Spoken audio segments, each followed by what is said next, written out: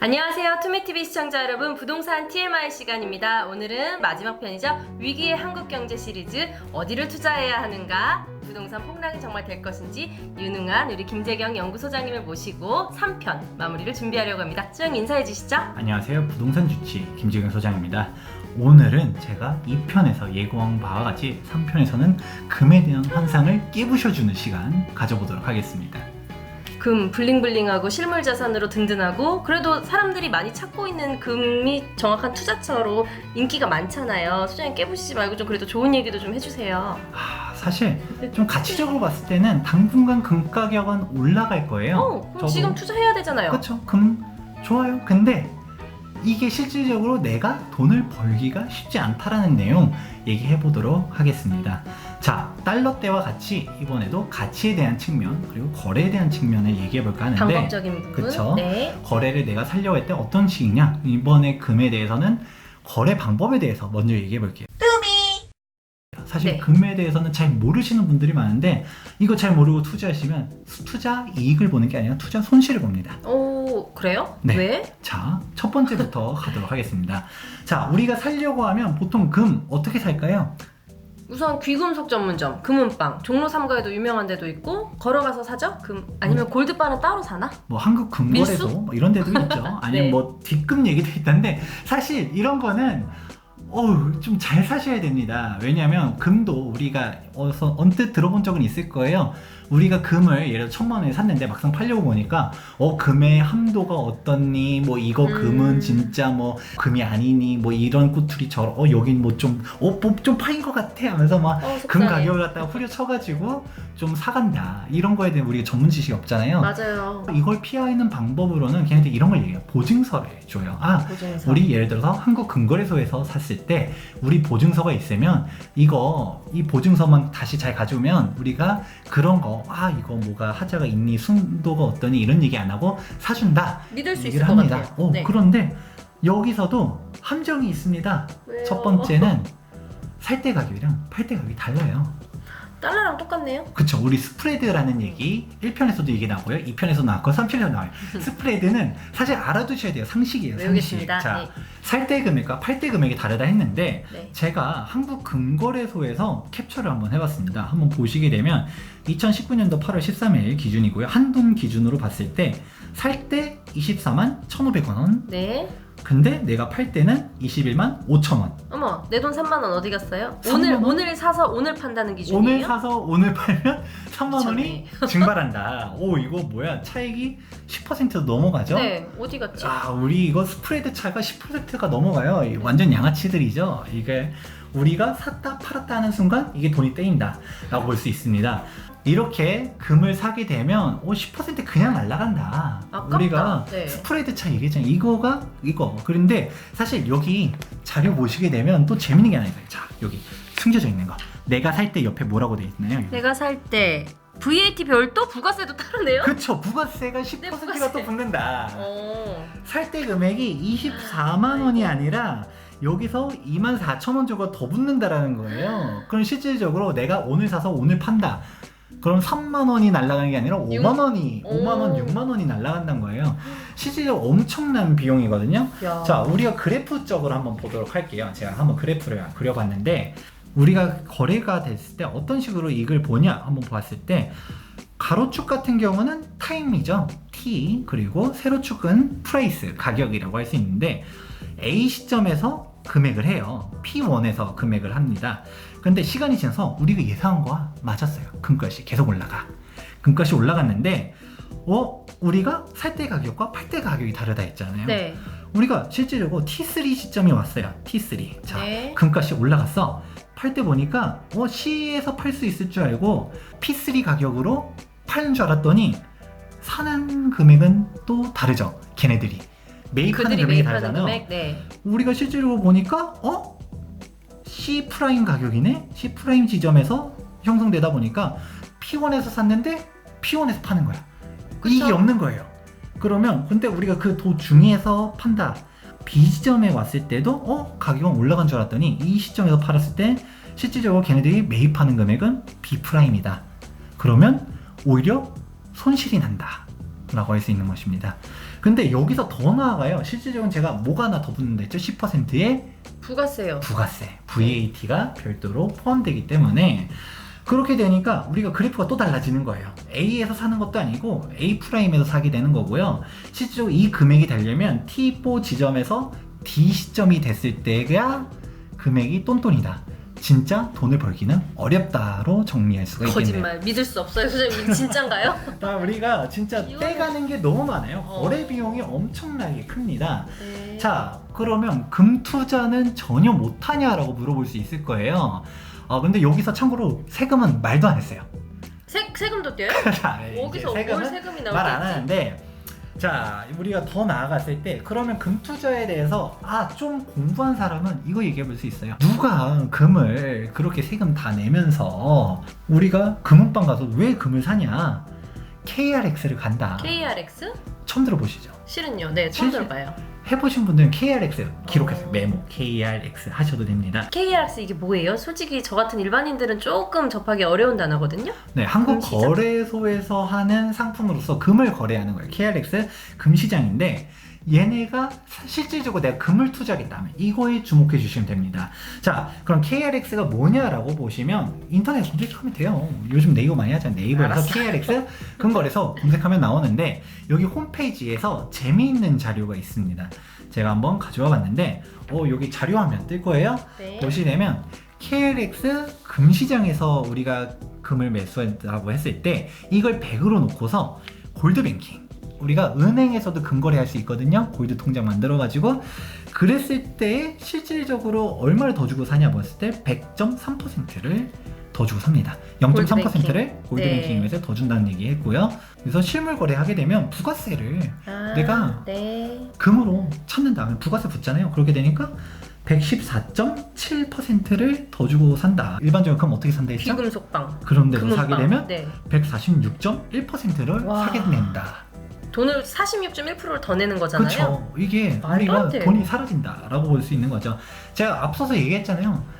막 T1 지점, 뭐 T3 지점에서 뭐 하면서 그 얘기했었던 것과 같이 실질적으로는 우리가 시간이 지나서 금이 올라간다는 걸 정확히 예측해도 주말 때에는 스프레드라든지 하다못해 우리가 부가가치세 10% 이것만 하더라도 10%는 올라야 10% 똔똔이에요. 근데 거기다가 팔대금이 또 달라. 이것까지 생각하면 남는 게 없다라는 얘기예요. 금값이 떨어지기라도 하면 진짜 눈물 나겠는데요. 그렇죠. 우리가 와. 그렇기 때문에 금을 투자하려면 KRX를 가야 된다 하면서 네. 또 하나 얘기 나옵니다. 재밌는 게 여기서도 계산해놨어요. 매입 이후 가격이 3%나 상승했을 때 우리가 3% 올라간 시점에서 팔았을 때 두 번째 표 말씀하시는 그쵸? 거죠? 네. 이익이 났을까 봤을 때 KRX 금시장에서 우리가 거래를 하게 되면 수익률은 2.4%가 난다. 네, 나오긴 나오네요, 수익이. 그렇죠. 얘네들도 뭐 약간의 거래 수수료는 있어요. 그래서 3% 올랐을 때 0.6% 떼고 2.4%가 우리가 실질적인 수익이 된다라고 하는데 밑에는 더 심해요. 3% 올랐을 때 팔게 되면 골드뱅킹을 이용해 됐을 때 0.8% 수익이다. 근데 이것도 실물 거래를 했다라고 하면 마이너스 15.3%다. 우리가 금은방 이용하게 되면 마이너스 23.5%다. 이렇게 나옵니다. 안 하는 게 낫겠네요. 그쵸. 23.5%면은 너무 부담스러운데. 그렇죠. 제가 그냥- 얘기했잖아요. 뭐 사고 바로 파는 순간 손실이 그냥 어마어마하게 난다라고. 어쨌든 할 수 그럼 있습니다. 보여주신 표에 의하면 금 투자 그래도 하신다고 하면 KRX로 하는 게 정답인 거죠. 그렇게 간단하게 얘기할 수는 없습니다. 이런 거를 알려면 제가 한번 기사를 가져왔는데 하나는 이데일리, 하나는 한국경제에서 나온 기사네요. 한 달간 금값 3% 올랐는데 금 ETF 수익률 1%. 그리고 금값 엄청나게 올랐는데 수익률 4%에 그쵸. 이게 간단하게 얘기하면 뭐냐? 금값은 이렇게 올랐는데 수익률은 이거밖에 안 됐다는 거예요. 왜 다 이 갭이 어디 갔어요? 그러게요. 어디 갔을까요? 왜일까요? 누군가의 뒷주머니? 그런 건 수수료인가? 아니고요. 세금인가? 금에 대해서 우리가 또 하나 알아야 되는 게 국제 금시장을 기준으로 한다는 겁니다. 국제금시장까지 출동하는. 국제 금시장에 영향을 받는데 이 국제 금은 뭘 기준으로 하냐? 달러를 기준으로 합니다. 달러요? 여기 그쵸. 달러도 연결돼 있어요? 그렇죠. 우리가 이따가 가치에 대해서 얘기할 때 또 한번 나올 건데 네. 금에 대한 가치는 그대로 있다 해도 달러 가치가 올라가냐 떨어지냐에 따라서 이게 천차만별로 달라지는 거예요. 실질적으로 금에 대한 가격이 올라갔다라고 했는데 우리나라 환율이 올라갔다 떨어졌다에 대해서 수익률은 또 달라질 수 있다. 근데 그렇군요. 제가 이 편에서 뭐라고 했죠? 외환 거래 네. 쉽다 했어요? 어렵다 했어요? 어렵고 복잡하죠. 그렇죠. 우리가 전문가들의 영역인 거고 신의 영역이다. 신의 영역이란 얘기했는데 달러를 투자했는데 달러 가격 올라갈 것 같다? 떨어질 것 같다? 단언할 수 예상해야 있다라고 했나요? 아니요, 못하죠. 근데 우리가 이거 금 투자를 하려면 알아야 되는 게 두 가지예요. 일단 금이 올라갈 것 같다라는 거 제가 앞서서 얘기했잖아요. 사실 금이 당분간은 올라갈 거예요. 근데 달러도 어떻게 될 건지도 같이 예측해야 된다는 거예요. 금만 예측하는 게 아니라 그렇죠. 달러도 함께. 좀 재미있는 것 중 하나인데 ETF 같은 경우는 예전에는 ETF였었어요. 사실 좀 아시는 분들은 ETF를 했을 거고 KLX가 나온 거는 2014년도부터 나왔는데 제가 ETF 투자 한번 해봤어요. 직접? 그쵸. 오, 네. 2012년도 때 해봤는데 그때 저는 나름대로의 경제 지식을 가지고서 금값은 계속 올라갈 거다라고 생각하고서 ETF에 금값 올라간다에 베팅을 했어요. 어떻게 됐어요? 벌었어요? 어떻게 됐나? 금값이 떨어졌어요. 금값이 올라갈 줄 알았는데 금값이 떨어졌어요. 그랬는데 아이러니하게 돈은 벌었어요. 오? 금값이 떨어졌는데 돈을 벌었다고요? 방금 전에 얘기했잖아요. 환율이 올라간 거예요. 자, 우리가 달러 가치 대비해서 환율이 올라갔다는 얘기는 원화 가치 어떻게 된다는 거죠? 올라갔다는 거죠? 아유, 환율이 다시. 올라갔다는 거는 어. 원화 원화 가치는 가치가 떨어졌던 떨어졌다. 거예요. 즉 똑같은 1달러인데 우리가 환전했을 때 가지고 오는 원화의 양이 달라지는 거예요. 그런 네네. 것처럼 환율이 높아진다. 그렇게 되니까 금값은 떨어졌어요. 근데 네. 막상 원화로 바꿔보니까 수익을 본 거야. 아, 결론은 네. 어렵다. 반대인 경우도 나올 수 있다는 거예요. 금값은 네. 올랐는데 원화 가치가 반대로 올라갔어요. 그러면 우리 수익은 떨어지는 거야. 둘이 상관관계가 있군요. 그렇죠. 어렵다는 겁니다. 자, 이렇게 우리가 ETF, KRX 함부로 투자하려면 우리가 원화뿐만 아니라 외환거래 영역까지 넘어간다. 쉽지 않다. 네. 라는 거죠. 소장이 그냥 솔직히 말해서 그냥 아파트 그렇죠. 분양해가지고 5억 했는데 10억 됐다 이게 난 더 간단한 것 같아요. 진짜 너무 어려워서 못하겠어요. 그렇죠. 투자를. 금은 거래하면서 떼이는 것들, 그리고 거래했을 때 이런 것들이 정말 크다라고 할 수 있습니다. 자, 그럼 첫 번째 얘기는 여기서 한번 정리해 보도록 하고요. 두 번째 파트가 뭐냐? 금의 실질적인 가치에 대해서 한번 얘기해 보도록 할게요. 일단 근본적으로는 제가 처음에 얘기했잖아요. 금 가격 어떻게 된다 했었죠? 금 가격 올라간다. 그렇죠. 당분간은 올라갈 거예요. 네. 왜 올라가냐? 왜 올라갈 것 같아요? 찾는 사람들이 많으니까 왜 찾을까요? 이 금을 왜 국제 경제가 너무 혼란스럽고 실물 자산을 안전하게 하기 위해서 지키기 위해서 금으로 갖고 있자. 그쵸. 네. 금은 사실 여기서 정답이 나왔어요. 금은 화폐 보장적인 그런 화폐 저장적인 성격을 가지고 있어요. 네. 근데 금 자체가 생산력이 있을까요? 금으로 뭔가 생산은 직접적으로는 없을 것 같은데요. 생산 수단이 아니에요. 네. 우리가 뭐 금 보면 금괴를 가지고 있어요. 오, 이쁘다. 와, 금이다. 금. 이럴 수는 있어요. 자기만족. 네. 자기만족. 막 금괴가 탁탁탁탁탁 있어요. 뿌듯해. 근데 지금 봤을 때의 금괴랑 1년 뒤에 봤을 때 금괴랑 느낌이 다를까요? 아무래도 값이 떨어졌으면 아유 저 돌덩이. 이럴 아니 것 그게 같은데. 아니라 아니, 뭐 1년 뒤에 보니까 금이 안 이뻐요? 금 막 빛이 바래요? 예쁘죠. 계속 예쁘죠. 그렇죠. 네. 금에 대한 가치는 사실상 그대로예요. 뭐 갑자기 러시아에서 금광이 발견돼가지고 금 생산량이 폭증해가지고 뭐 금에 대한 절대량이 가치가 떨어지지 않는 이상은 금에 대한 가치는 고정적입니다. 근데 우리가 금값이 왜 올라가 떨어질까? 상대적인 거예요. 우리가 원화가 위험하다 아니면 달러가 위험하다 네, 돈의 가치에 그렇죠. 따라서. 미중 무역 전쟁 나온다 하면서 막 이런 것들 국제 경기가 위험하다 하면서 움직이는 거예요. 안전자산 가치 보장적인 성격인 그런 데로 가는 거죠. 그거랑 또 하나가 뭐냐면 바로 달러에 연동되는 거예요. 금값은 달러에 연동되는 거예요. 자, 금에 대한 가치가 그대로 있다. 달러 가격이 떨어졌어요. 금은 가만히 있고 네. 아무도 금을 더 사지도 팔지도 않았는데 금의 가격은 어떻게 될까요? 떨어질 것 같은데요? 아니, 올라가는 거죠. 달러 가치가 떨어졌잖아요. 그렇게 되면 가만히 있었는데 달러 가치가 떨어지는 순간 네네네. 금에 대한 상대적인 가치는 올라가게 되는 거예요. 자, 그럼 금값이 어떻게 될까에 대해서는 앞서 단기적인 거는 알 수가 있어요. 왜?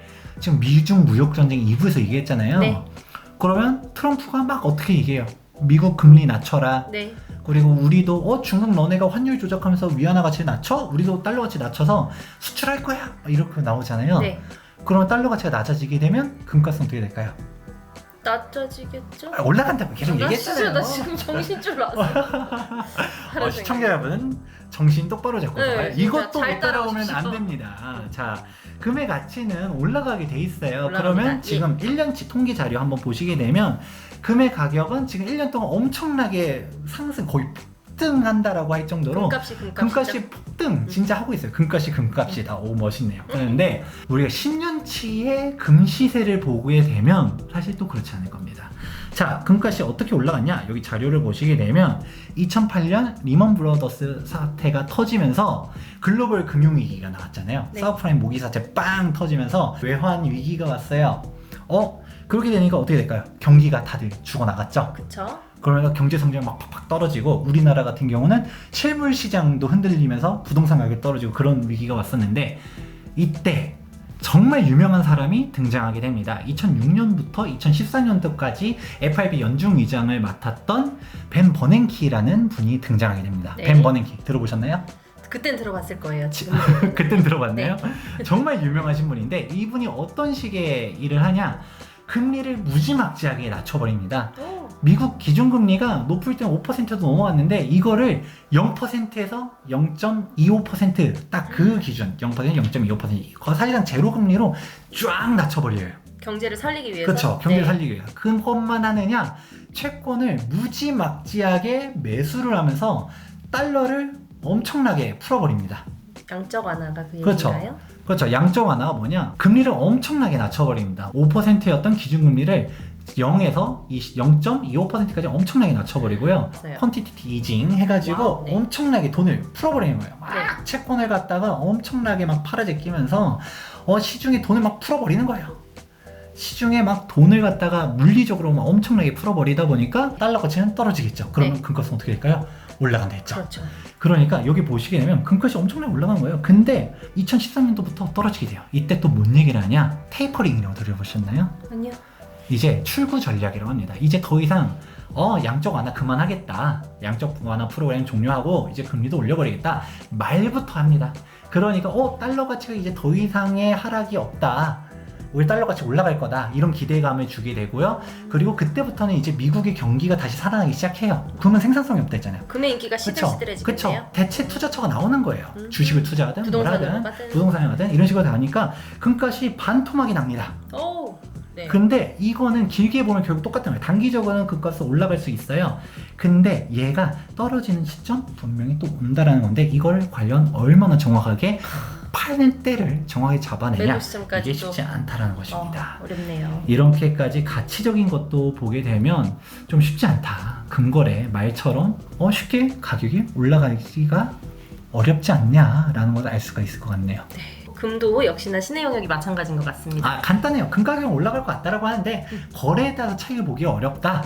그리고 외환이 그러면 KRX나 ETF를 가려고 했을 때는 외환까지 들어가다 보니까 사실상 실질적인 이익 보기가 좀 복잡하다라고 이해하면 좋을 것 같네요. 소장님 그러면 1, 2, 3편 이어서 오늘 최종 마무리 한번 좀 부탁드릴게요. 그렇죠. 저희가 위기 한국경제 시리즈, 즉 거시경제 특집하면서 한일 무역전쟁 2편, 미중 무역전쟁 달러 얘기 3편, 그럼 금은 어떠냐 얘기했는데 결론은 결국 부동산이다. 기승전 부동산. 그렇죠. 역시 부동산 TMI. 자, 우리가 원화를 들고 있으면 원화 가치 너무 떨어져요. 그러니까 안 돼. 주식도 떨어져. 어렵죠? 주식도 어려워. 그러니까 원화 가치 떨어지니까 달러 투자해야 되나 하니까 달러 어려워. 금을 투자해야 되나 하니까 오늘 얘기했죠. 금 투자 생각보다 쉽지 않다. 이렇게 얘기를 하다 보니까 결론적으로 안전한 실물 자산 가려고 보면 돌고 돌아 투자할 데가 없어서 부동산은 돌아온다. 다들 부동산으로 돌아오게 되어 그렇죠. 있다. 이렇게 결론이 나오고 부동산 수익률도 높다라고 할 수 있습니다. 오늘 좋은 말씀 해주셔서 감사하고요. 부동산 TMI 다음 시간에도 더욱더 기대가 됩니다. 다음 주제도 역시나 좋은 내용으로 부탁드리겠고요. 지금까지 투미TV의 친절한 오영미 실장 김재경 소장이었습니다. 시청해주셔서 감사합니다.